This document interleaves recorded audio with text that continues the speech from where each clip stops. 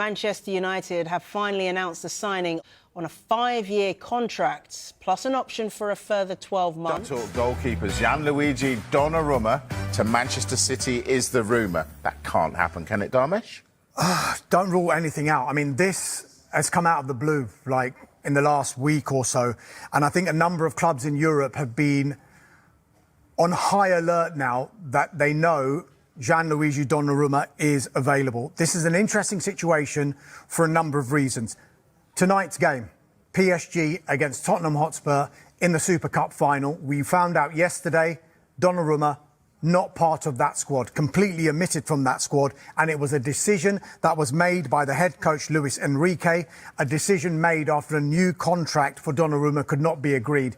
And the quotes from his Instagram is very telling. Unfortunately, someone has decided that I can no longer be part of the group and contribute to the team's success. I am disappointed and disheartened. A thinly veiled message, shall we say, towards Luis Enrique.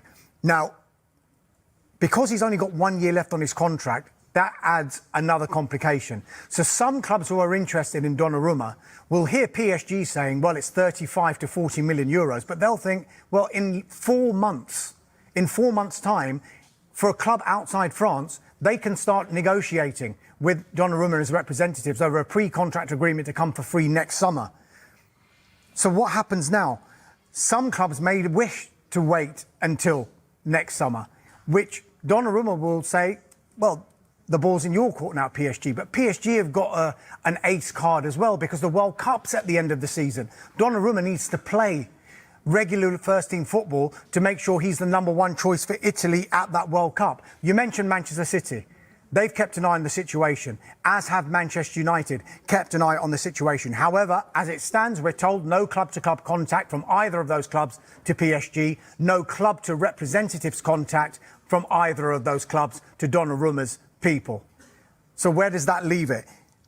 Manchester United, at the moment, have got Andre Onana, Altay Bayindir and Tom Heaton. It looks pretty full. Manchester City, Stefan Ortega is still at the club. Ederson is there, and they've just signed James Trafford.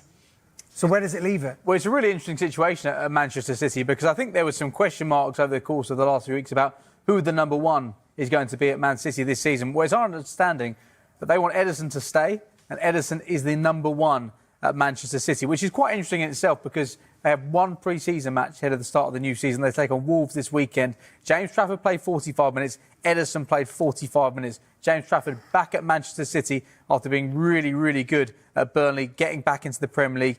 No formal approaches right now for Ederson. You have to wonder what James Trafford's thinking right now, seeing some of these links to Donnarumma, by the way, after just signing when he could have potentially gone to Newcastle, of course. Now, there's no concrete offers on the table for Ederson. We know there's plenty of interest. We know there has been a long-standing interest from the Turkish Super League and from the Saudi Pro League as well. But if an offer does come in for Ederson in this transfer window, then City will have a decision to make, because he's got 1 year left in his contract. Now, if Ederson was allowed to leave, then we understand they would be looking for a replacement. It wouldn't be a case of Ortega and Trafford stay to fight out for the number one jersey. We understand they would be looking for a new goalkeeper. Donnarumma likely to be one of the names on that shortlist. We spoke to Julian Ron earlier today on Sky Sports News, and Laurent said he wasn't so sure about the links between Donnarumma and Manchester City. He's not really a Pep Guardiola type of goalkeeper or type of player.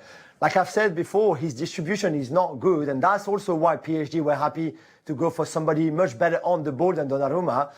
If you are a goalkeeper for Pep Guardiola, ask Joe Hart, you need to be very good on the ball, which is not the case of Donnarumma. And then there's crosses. If you want to do well in the Premier League, you need to be good in the air, good